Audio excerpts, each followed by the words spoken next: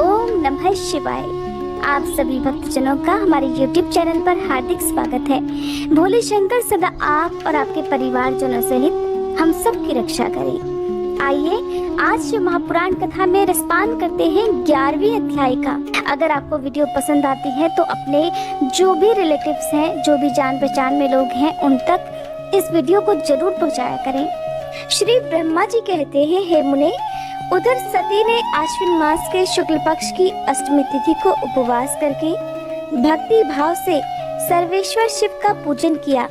इस प्रकार नंदा व्रत पूर्ण होने पर नवमी तिथि को दिन में ध्यान मग्न हुई सती को भगवान शिव ने प्रत्यक्ष दर्शन दिया। उनका श्री विग्रह सर्वांग सुंदर और गौर वर्ण का था। उनके 5 मुख थे और प्रत्येक मुख में 3-3 नेत्र थे। भाल देश में चंद्रमा शोभा पा रहा था। उनका चित्त प्रसन्न था और कंठ में नील चिन्ह दृष्टि गोचर होता था। उनकी 4 भुजाएं थी। उन्होंने हाथों में त्रिशूल, ब्रह्म कपाल, वर तथा अभय धारण कर रखे थे। भस्ममय अंगराग से उनका सारा शरीर उद्भासित हो रहा था। गंगा जी उनके मस्तक की शोभा बढ़ा रही थी। उनके सभी अंग बड़े मनोहर थे। वे महान लावण्य के धाम जान पड़ते थे। उनके मुख करोड़ों चंद्रमाओं के समान प्रकाशमान और आहृतजनक थे। उनकी अंग कांति करोड़ों काम देवों को तिरस्कृत कर रही थी तथा उनकी आकृति स्त्रियों के लिए सर्वथा ही प्रिय थी। देवी सती ने ऐसे सौंदर्य माधुर्य से युक्त प्रभु महादेव जी को प्रत्यक्ष देखकर उनके चरणों की वंदना की। उस समय उनका मुख लज्जा से झुका हुआ था। तपस्या के पुंज का फल प्रदान करने वाले महादेव जी उन्हीं के लिए कठोर व्रत धारण करने वाली सती को पत्नी बनाने के लिए प्राप्त करने की इच्छा रखते हुए भी उनसे इस प्रकार बोले। महादेव जी ने कहा, उत्तम व्रत का पालन करने वाली हे दक्ष नंदिनी, मैं तुम्हारे इस व्रत से बहुत प्रसन्न हूँ, इसलिए कोई वर मांगो। तुम्हारे मन को जो अभीष्ट होगा वही वर मैं तुम्हें दूंगा। श्री ब्रह्मा जी कहते हैं, हे मुने, जगदीश्वर महादेव जी यद्यपि सती के मनोभाव को जानते थे तो भी उनकी बात सुनने के लिए कहने लगे, देवी कोई वर मांगो। परंतु सती लज्जा के अधीन हो गई थी, इसलिए उनके हृदय में जो बात थी उसे वे स्पष्ट शब्दों में कह न सकी। उनका जो अभीष्ट मनोरथ था वह लज्जा से आच्छादित हो गया। प्राण वल्लभ भगवान शिव का प्रिय वचन सुनकर देवी सती अत्यंत प्रेम में मग्न हो गई। इस बात को जानकर भक्त वत्सल भगवान शंकर बड़े प्रसन्न हुए और शीघ्रता पूर्वक बार बार कहने लगे, देवी वर मांगो, वर मांगो। सत्पुरुषों के आश्रयभूत अंतर्यामी शंभु देवी सती की भक्ति के वशीभूत हो गए थे। तब सती ने अपनी लज्जा को रोककर महादेव जी से कहा, हे वर देने वाले प्रभु, मुझे मेरी इच्छा के अनुसार ऐसा वर दीजिए जो टल ना सके। भक्त वत्सल भगवान शंकर ने देखा कि सती अपनी बात पूरी नहीं कह पा रही हैं। तब वे स्वयं ही उनसे बोले, हे देवी, तुम मेरी भार्या हो जाओ। अपने अभीष्ट फल को प्रकट करने वाले उनके इस वचन को सुनकर आनंद मग्न हुई देवी सती चुपचाप खड़ी रह गई, क्योंकि वे तो मनोवांछित वर पा चुकी थी। फिर दक्ष कन्या प्रसन्न होकर दोनों हाथ जोड़कर मस्तक झुकाकर भक्त वत्सल शिव से बारंबार इस प्रकार कहने लगी, हे देवादिदेव महादेव, हे प्रभु, हे जगतपते, आप मेरे पिता को कहकर वैवाहिक विधि से मेरा पाणी ग्रहण कीजिए। ब्रह्मा जी कहते हैं, हे नारद, सती की ये बात सुनकर भक्त वत्सल महेश्वर ने प्रेम से उनकी ओर देखकर कहा, प्रिय, ऐसा ही होगा। तब दक्ष कन्या सती भी भगवान शिव को प्रणाम करके भक्ति पूर्वक विदा मांग जाने की आज्ञा प्राप्त करके मोह और आनंद से युक्त होकर अपनी माता जी के पास लौट गई। इधर भगवान शिव भी हिमालय पर अपने आश्रम में प्रवेश करके दक्ष कन्या सती के वियोग से कुछ कष्ट का अनुभव करते हुए उन्हीं का चिंतन करने लगे। हे देवर्षि, फिर मन को एकाग्र करके लौकिक गति का आश्रय लेकर भगवान शंकर ने मन ही मन मेरा स्मरण किया।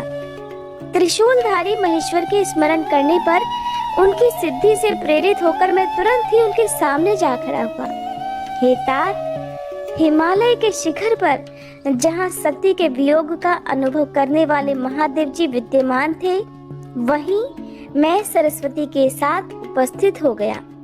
हे देवर्षि, सरस्वती सहित मुझे आया देखकर देवी सती के प्रेम पाश में बंधे हुए शिवजी उत्सुकता पूर्वक इस प्रकार बोले, हे ब्राह्मण, मैं जब से विवाह के कार्य में स्वार्थ बुद्धि कर बैठा हूँ, तब से अब मुझे इस स्वार्थ में ही स्वत्व सा प्रतीत होने लगा है। दक्ष कन्या सती ने बड़ी भक्ति से मेरी आराधना की है। उसके नंदाव्रत के प्रभाव से मैंने उसे अभीष्ट वर देने की घोषणा की है। हे ब्राह्मण, तब उसने मुझसे ये वर मांगा कि आप मेरे पति हो जाइए। ये सुनकर सर्वथा संतुष्ट होकर मैंने भी कह दिया कि तुम मेरी पत्नी हो जाओ। तब दाक्षायणी सती मुझसे इस प्रकार बोली कि हे जगतपते, आप मेरे पिता को सूचित करके वैवाहिक विधि से मुझे ग्रहण कीजिए। हे ब्राह्मण, उसकी भक्ति से संतोष होने के कारण मैंने उसका वह अनुरोध भी स्वीकार कर लिया। विधाता, तब सती अपनी माता के घर चली गई और मैं यहाँ चला आया। इसलिए अब तुम मेरी आज्ञा से दक्ष के घर जाओ और ऐसा यत्न करो जिससे प्रजापति दक्ष शीघ्र ही मुझे अपनी कन्या का दान कर दे। उनके इस प्रकार आज्ञा देने पर मैं कृत्य और प्रसन्न हो गया तथा उन भक्त वत्सल विश्वनाथ से इस प्रकार बोला, हे भगवान, हे शंभो, आपने जो कुछ कहा है उस पर भलीभांति विचार करके हम लोगों ने पहले ही उसे सुनिश्चित कर दिया है। हे वृषभध्वज, इसमें मुख्यतः देवताओं का और मेरा भी स्वार्थ है। दक्ष स्वयं ही आपको अपनी पुत्री प्रदान करेंगे, किंतु आपकी आज्ञा से मैं भी उनके सामने आपका ये संदेश कह दूंगा। सर्वेश्वर महाप्रभु महादेव जी से ऐसा कहकर मैं अत्यंत वेगशाली रथ के द्वारा दक्ष के घर जा पहुंचा। नारद जी ने पूछा, हे वक्ताओं में श्रेष्ठ महाभाग विधाता, बताइए, जब सती घर पर लौटकर आई तब दक्ष ने उनके लिए क्या किया? ब्रह्मा जी कहने लगे, तपस्या करके मनवांछित वर पाकर देवी सती जब घर को लौट गई तब वहां उन्होंने माता पिता को प्रणाम किया। सती ने अपनी सखी के द्वारा माता पिता को तपस्या संबंधी सब समाचार कहलवाया। सखी ने ये भी सूचित किया कि सती को महेश्वर से वर की प्राप्ति हुई है। वे सती की भक्ति से बहुत संतुष्ट हुए हैं। फिर सती के मुंह से सारा वृत्तांत सुनकर माता पिता को बड़ा आनंद प्राप्त हुआ और उन्होंने महान उत्सव किया। उदार चेता दक्ष और महामनस्विनी वीरिणी ने ब्राह्मणों को उनकी इच्छा के अनुसार द्रव्य दिया तथा अन्यान्य अंधों और दीनों को भी धन बांटा।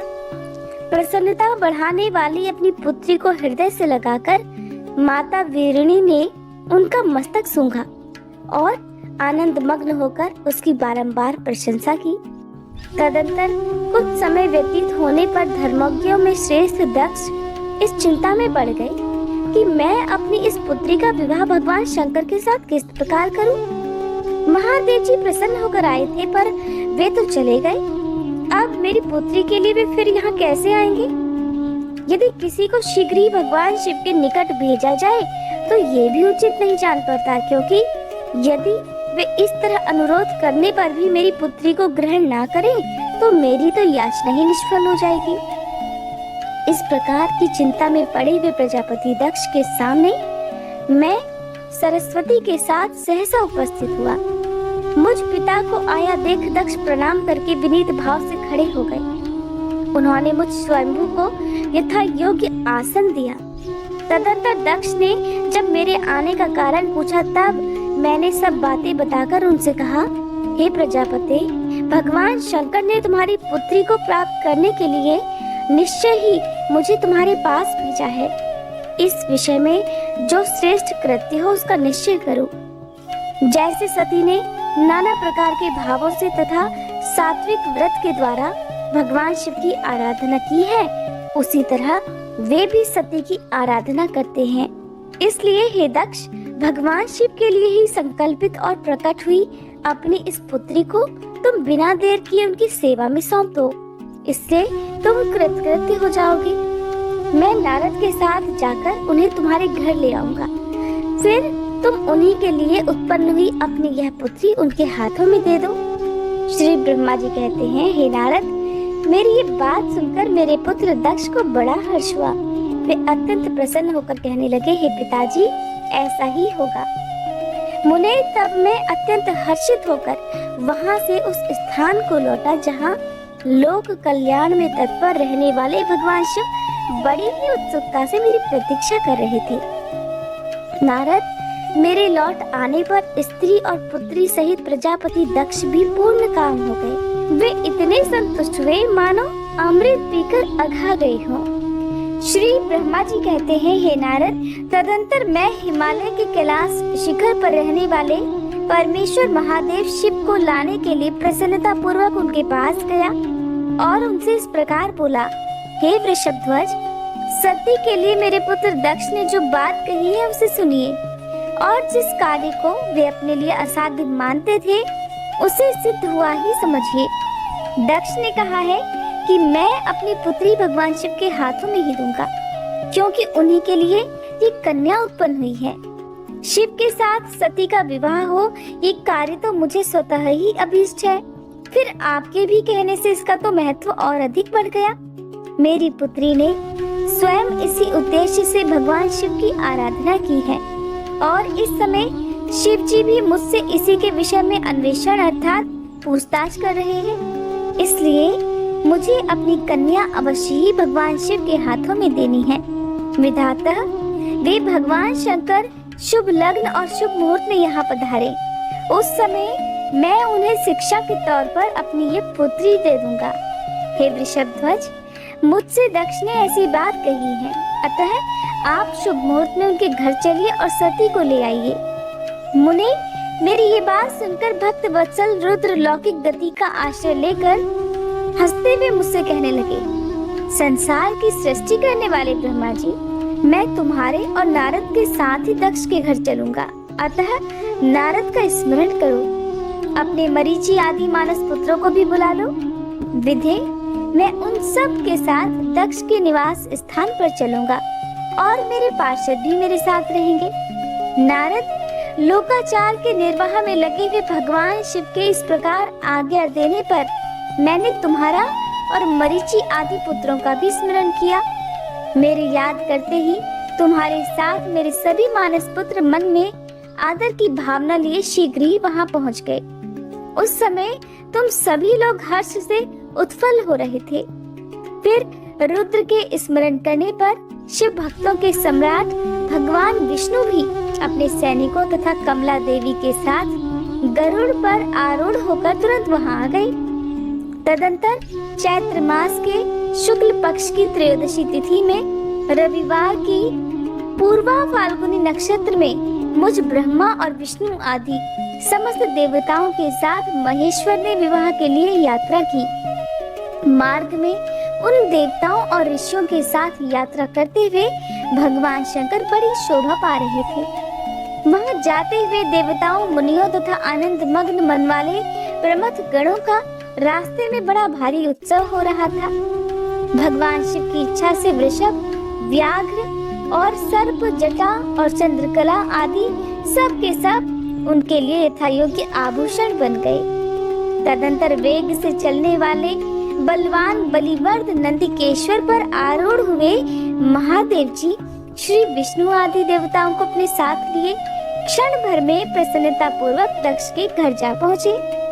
वहाँ विनीत चित्त वाले प्रजापति दक्ष ने समस्त आत्मीय जनों के साथ भगवान शिव का आदर सत्कार किया। उस समय उनके समस्त अंगों में हर्ष जनित रोमांच हो आया था। स्वयं दक्ष ने अपने द्वार पर आए हुए समस्त देवताओं का सत्कार किया।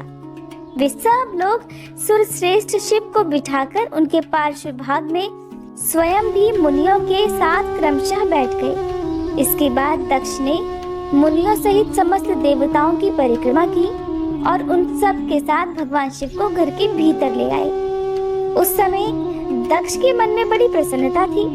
उन्होंने सर्वेश्वर शिव को उत्तम आसन देकर स्वयं ही विधि पूर्वक उनका पूजन किया। तत्पश्चात श्री विष्णु का, मेरा, ब्राह्मणों का, देवताओं का और समस्त शिव गणों का भी यथोचित विधि से उत्तम भक्ति भाव के साथ पूजन किया। इस तरह पूजनीय पुरुषों तथा अन्य लोगों सहित उन सबका यथोचित आदर सत्कार करके दक्ष ने मेरे मानस पुत्र मरीचि आदि मुनियों के साथ आवश्यक सलाह की। इसके बाद मेरे पुत्र दक्ष ने मुझ पिता से मेरे चरणों में प्रणाम करके प्रसन्नता पूर्वक कहा कि हे प्रभु, आप ही इस वैवाहिक कार्य को संपन्न कराइए। तब मैं भी हर्ष भरे हृदय से बहुत अच्छा कहकर उठा और वह सारा कार्य कराने लगा। तदंतर ग्रहों के बल से युक्त शुभ लग्न और मुहूर्त में दक्ष ने हर्षपूर्वक अपनी पुत्री सती का हाथ भगवान शंकर के हाथों में दे दिया। उस समय हर्ष से भरे हुए भगवान वृषभध्वज ने भी वैवाहिक विधि से सुंदर दक्ष कन्या का पाणी ग्रहण किया। फिर मैंने, श्री हरि ने, तुम तथा अन्य मुनियों ने, देवताओं और प्रमथ गणों ने भगवान शिव को प्रणाम किया और सब ने नाना प्रकार की स्तुतियों द्वारा उन्हें संतुष्ट किया। उस समय नाच गान के साथ महान उत्सव मनाया गया। समस्त देवताओं और मुनियों को बड़ा आनंद प्राप्त हुआ। भगवान शिव के लिए कन्यादान करके मेरे पुत्र दक्ष कृतार्थ हो गए। शिवा और शिव प्रसन्न हुए तथा सारा संसार मंगल का निकेतन बन गया। श्री ब्रह्मा जी कहते हैं कि हे नारद, कन्यादान करके दक्ष ने भगवान शंकर को नाना प्रकार की वस्तुएं उपहार में दी। ये सब करके वे बड़े प्रसन्न हुए। फिर उन्होंने ब्राह्मणों को भी नाना प्रकार के धन बांटे। तत्पश्चात लक्ष्मी सहित भगवान विष्णु शंभु के पास आकर हाथ जोड़कर खड़े हो गए और इस प्रकार कहने लगे कि देवादिदेव महादेव, हे दया के सागर प्रभु, हे तात, आप संपूर्ण जगत के पिता हैं और सती देवी सबकी माता हैं। आप दोनों सब पुरुषों के कल्याण तथा दुष्टों के दमन के लिए सदा लीला पूर्वक अवतार ग्रहण करते हैं। ये सनातन श्रुति का कथन है। आप चिकने नील अंजन के समान शोभा वाली सती के साथ जिस प्रकार शोभा पा रहे हैं, मैं उससे उल्टे लक्ष्मी जी के साथ शोभा पा रहा हूँ। अर्थात सती नीलवर्णा तथा आप गौरवर्ण हैं, उससे उल्टे मैं नीलवर्ण तथा लक्ष्मी गौरवर्णा है। हे नारद, इस प्रकार मैं देवी सती के पास आकर ग्रह सूत्रोक्त विधि से विस्तार पूर्वक सारा अग्नि कार्य कराने लगा।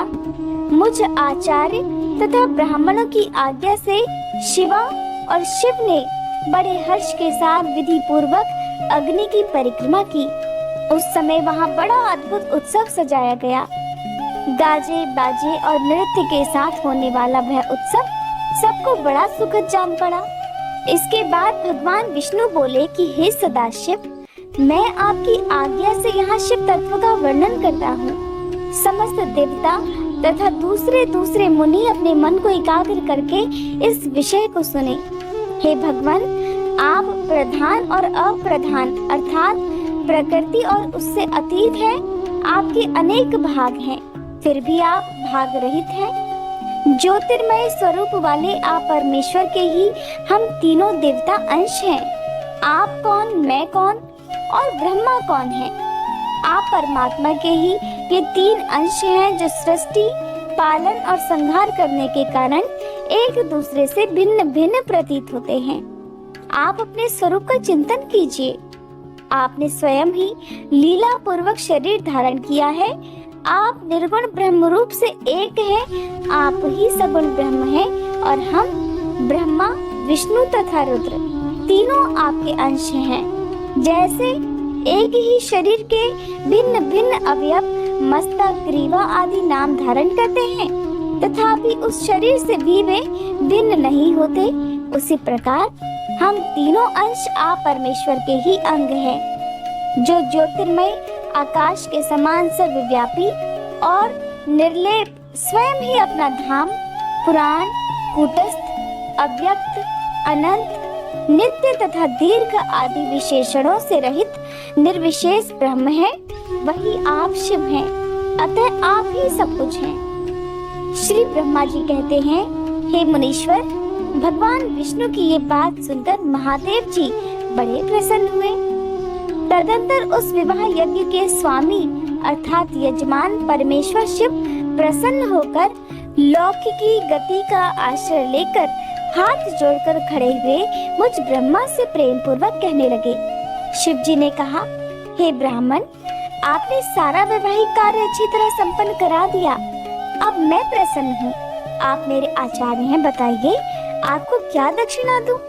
हे सुरज्येष्ठ, आप उस दक्षिणा को मांगिए। महाभाग, यदि वह अत्यंत दुर्लभ हो तो भी उसे शीघ्र कहिए। मुझे आपके लिए कुछ भी अदेय नहीं है।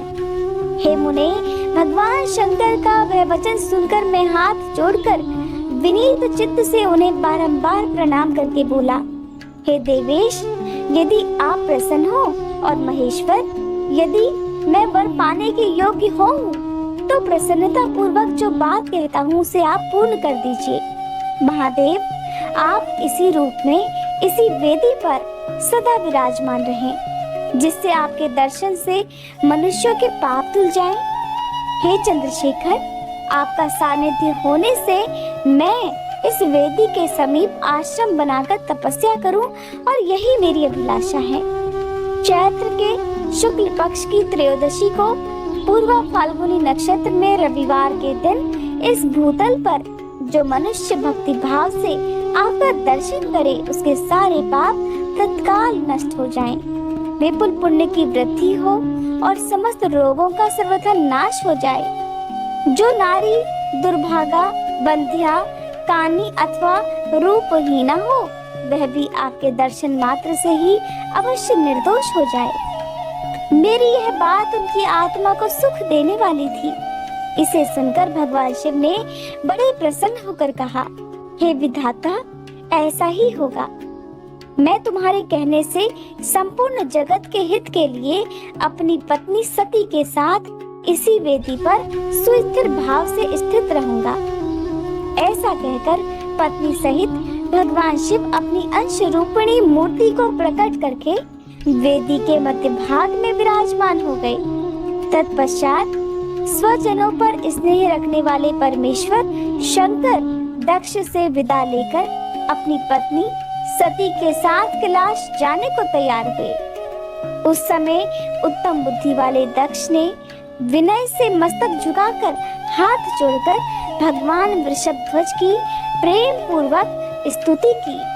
फिर श्री विष्णु आदि समस्त देवताओं, मुनियों और शिवगणों ने नमस्कार पूर्वक नाना प्रकार की स्तुति करके बड़े आनंद से जय जयकार किया। तदंतर दक्ष की आज्ञा से भगवान शिव ने प्रसन्नता पूर्वक सती को वृषभ की पीठ पर बैठाया और स्वयं भी उसी पर आरूढ़ होकर वे प्रभु हिमालय पर्वत की ओर चले।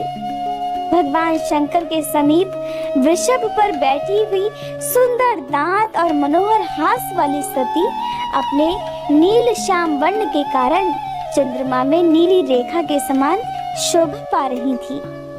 उस समय उन नव दंपति की शोभा देखकर श्री विष्णु आदि समस्त देवता, मरीचि आदि महर्षि तथा दूसरे लोग ठगे से रह गए, हिलडुल भी नहीं सके और दक्ष भी खुद मोहित हो गए।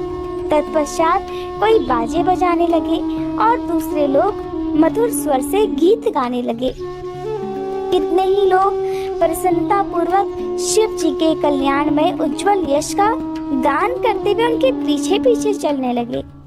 भगवान शंकर ने बीच रास्ते से दक्ष को प्रसन्नता पूर्वक वापस लौटा दिया और स्वयं प्रेमाकुल होकर प्रमथ गणों के साथ अपने धाम को जा पहुँचे। यद्यपि भगवान शिव ने विष्णु आदि देवताओं को भी विदा कर दिया था, तब भी वे बड़े प्रसन्नता और भक्ति भाव के साथ पुनः उनके साथ हो लिए। उन सभी देवताओं, प्रमथ गणों तथा अपनी पत्नी सती के साथ हर्ष भरे शंभु हिमालय पर्वत से सुशोभित अपने कैलाश धाम में जा पहुँचे। वहां जाकर उन्होंने देवताओं, मुनियों और दूसरे लोगों का बहुत आदर सम्मान करके उन्हें प्रसन्नता पूर्वक विदा किया। शंभु की आज्ञा लेकर वे विष्णु आदि सभी देवता तथा मुनि नमस्कार और स्तुति करके मुख पर प्रसन्नता की छाप लिए अपने अपने धाम को चले गए। सदाशिव का चिंतन करने वाले भगवान शिव भी अत्यंत आनंदित होकर हिमालय के शिखर पर रहकर अपनी पत्नी दक्ष कन्या सती के साथ विहार करने लगे।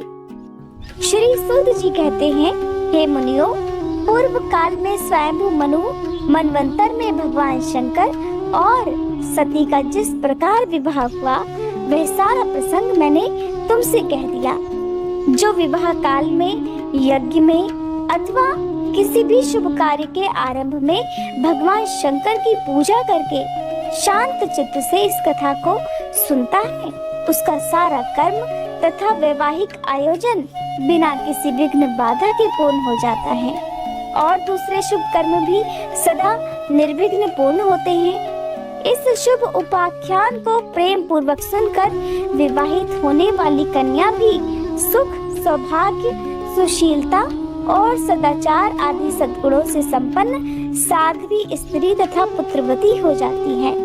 देवर्षि नारद बोले, हे ब्राह्मण, हे विधे, हे प्रजनाथ, हे महाप्राज्ञ दयानिधे, आपने भगवान शंकर और देवी सती के मंगलकारी सुयश का श्रवण कराया है। अब इस समय पुनः प्रेम पूर्वक उनके उत्तम यश का वर्णन भी कीजिए। उन शिव दंपति ने वहाँ रहकर कौन सा चरित्र किया था? तब श्री ब्रह्मा जी कहने लगे, हे मुने, तुम मुझसे सती और शिव जी के चरित्र का प्रेम से श्रवण करो। वे दोनों दंपति वहाँ लौकिकी गति का आश्रय लेकर नित्य निरंतर क्रीड़ा किया करते थे। तदंतर महादेवी सती को अपने पति शंकर का वियोग प्राप्त हुआ। ऐसा कुछ श्रेष्ठ बुद्धिमान वाले विद्वानों का कथन है, परंतु हे मुने, वास्तव में उन दोनों का परस्पर वियोग कैसे हो सकता है? क्योंकि वे दोनों वाणी और अर्थ के समान एक दूसरे से सदा मिले जुले हैं, शक्ति और शक्तिमान हैं तथा चित स्वरूप हैं। फिर भी उनमें लीला विषयक रुचि होने के कारण वे सब कुछ संगठित हो सकता है। सती और शिव यद्यपि ईश्वर हैं, तब भी लौकिक रीति का अनुसरण करके वे जो लीलाएं करते हैं वे सब संभव हैं। दक्ष कन्या सती ने जब देखा कि मेरे पति ने मुझे त्याग दिया है, तब वे अपने पिता दक्ष के यज्ञ में गई और वहाँ भगवान शंकर का अनादर देखकर उन्होंने अपने शरीर को त्याग दिया। वे ही सती पुनः हिमालय के घर पार्वती के नाम से प्रकट हुई और बड़ी भारी तपस्या करके उन्होंने विवाह के द्वारा पुनः भगवान शिव को प्राप्त कर लिया। श्री सूत जी कहते हैं, हे महर्षियों, ब्रह्मा जी की ये बात सुनकर नारद जी ने विधाता से शिवा और शिव के महान यश के विषय में इस प्रकार पूछा। देवर्षि नारद बोले, हे महाभाग विष्णु शिष्य, हे विधाता, आप मुझे शिवा और शिव के भाव तथा आचार से संबंध रखने वाले उनके चरित्र को विस्तार पूर्वक सुनाइए। हे तात, भगवान शंकर ने अपने प्राणों से भी प्यारी धर्म पत्नी सती का किस लिए त्याग किया? ये घटना तो मुझे बड़ी विचित्र जान पड़ती है, अतः इसे आप अवश्य कहिए। हे विधाता, आपके पुत्र दक्ष के यज्ञ में भगवान शिव का अनादर कैसे हुआ और वहाँ पिता के यज्ञ में जाकर देवी सती ने अपने शरीर का त्याग किस प्रकार किया? उसके बाद वहाँ क्या हुआ? भगवान महेश्वर ने क्या किया? ये सब बातें मुझसे कहिए। इन्हें सुनने के लिए मेरे मन में बड़ी श्रद्धा है। तब श्री ब्रह्मा जी ने कहा, मेरे पुत्रों में श्रेष्ठ महाप्राज्ञ तात नारद, तुम महर्षियों के साथ बड़े प्रेम से भगवान चंद्रमौली का ये चरित्र सुनो। श्री विष्णु आदि देवताओं से सेवित पर ब्रह्म महेश्वर को नमस्कार करके मैं उनके महान अद्भुत चरित्र का वर्णन आरंभ करता हूँ। हे मुने, ये सब भगवान शिव की लीला ही है। वे प्रभु तो अनेक प्रकार की लीलाएं करने वाले स्वतंत्र और निर्विकार हैं। देवी सती भी वैसे ही हैं। अन्यथा वैसा कर्म करने में भला कौन समर्थ हो सकता है? परमेश्वर शिव ही परब्रह्म परमात्मा है। एक समय की बात है, तीनों लोकों में विचरने वाले लीला विशारद भगवान रुद्र सती के साथ बैल पर आरूढ़ होकर इस भूतल पर भ्रमण कर रहे थे। घूमते घूमते वे दंडकारण्य में आ गए। वहां उन्होंने लक्ष्मण सहित भगवान श्री राम को देखा, जो कि रावण द्वारा छल पूर्वक हरी गई अपनी प्यारी पत्नी सीता को खोज रहे थे। वे हाय सीते ऐसा उच्च स्वर से पुकारते, जहाँ तहाँ देखते और बारंबार रो रहे थे। उनके मन में विरह का आवेश छा गया था। सूर्य वंश में उत्पन्न वीर भूपाल दशरथ नंदन श्री राम आनंद रहित होकर लक्ष्मण के साथ वन में भ्रमण कर रहे थे और उनकी कांति फीकी पड़ गई थी। उस समय उदार चेता पूर्ण काम भगवान शंकर ने बड़ी प्रसन्नता के साथ उन्हें प्रणाम किया और जय जयकार करके वे दूसरी ओर चल दिए। भक्त वत्सल शंकर ने उस वन में श्री राम के सामने अपने को प्रकट नहीं किया। भगवान शिव की मोह में डालने वाली ऐसी लीला देखकर देवी सती को बड़ा विस्मय हुआ। वे उनकी माया से मोहित होकर उनसे इस प्रकार कहने लगी। देवी सती ने कहा, हे देवाधिदेव, हे सर्वेश, पर ब्रह्म परमेश्वर, ब्रह्मा विष्णु आदि सब देवता आपकी ही सदा सेवा किया करते हैं। आप ही सबके द्वारा प्रणाम करने योग्य हैं। सबको आपका ही सर्वदा सेवन और ध्यान करना चाहिए। वेदांत शास्त्र के द्वारा यत्न पूर्वक जानने योग्य निर्विकार परम प्रभु आप ही हैं। हे नाथ, ये दोनों पुरुष कौन हैं?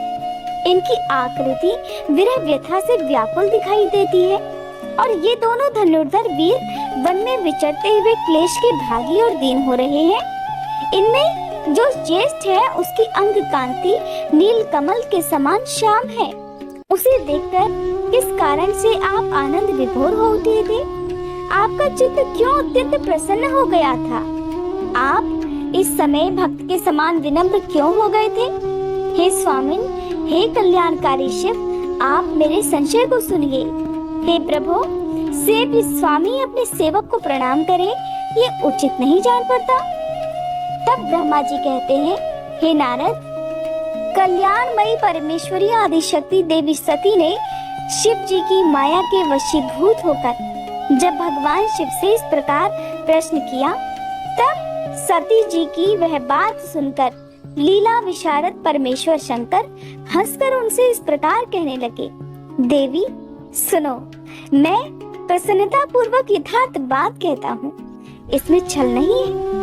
वरदान के प्रभाव से ही मैंने इन्हें आदर पूर्वक प्रणाम किया है। हे प्रिय, ये दोनों भाई वीरों द्वारा सम्मानित हैं। इनके नाम है श्री राम और लक्ष्मण। इनका प्राकट्य सूर्य वंश में हुआ है।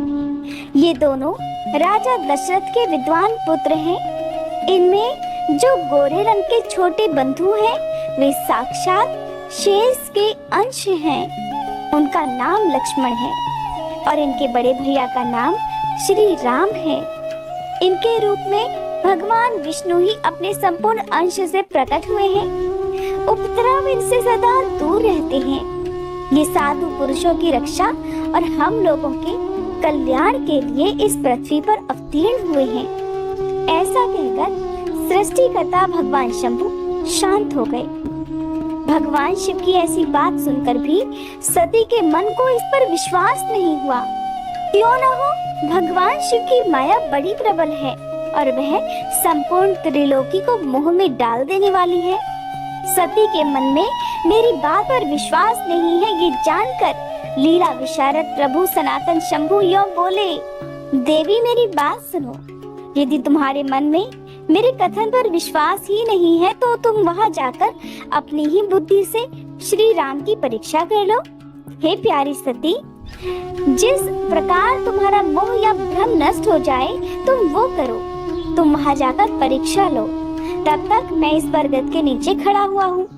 ब्रह्मा जी कहते हैं, हे नारद, भगवान शिव की आज्ञा से ईश्वरी सती वहां गई और मन ही मन ये सोचने लगी कि मैं वनचारी राम की परीक्षा कैसे लूं? अच्छा, मैं सीता का रूप धारण करके राम के पास चलूं। यदि राम साक्षात विष्णु है तब तो सब कुछ जान लेंगे, अन्यथा वे मुझे नहीं पहचानेंगे। ऐसा विचार सती सीता बनकर श्री राम के समीप उनकी परीक्षा लेने के लिए गई। वास्तव में वे मोह में पड़ गई थी।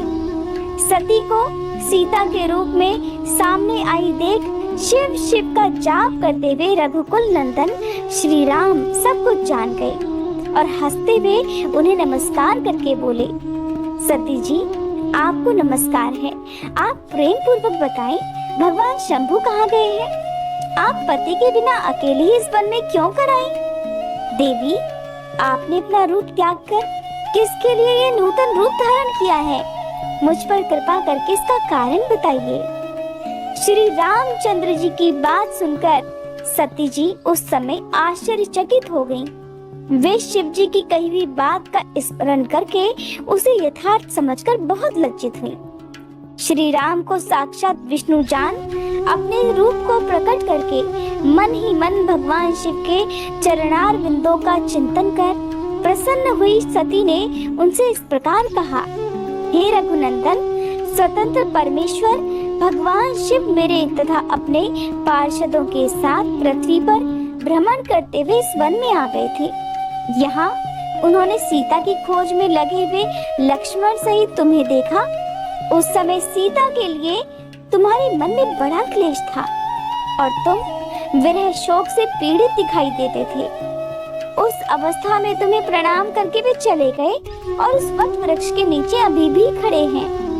भगवान शिव बड़े आनंद के साथ तुम्हारे वैष्णव रूप की उत्कृष्ट महिमा का गान कर रहे थे।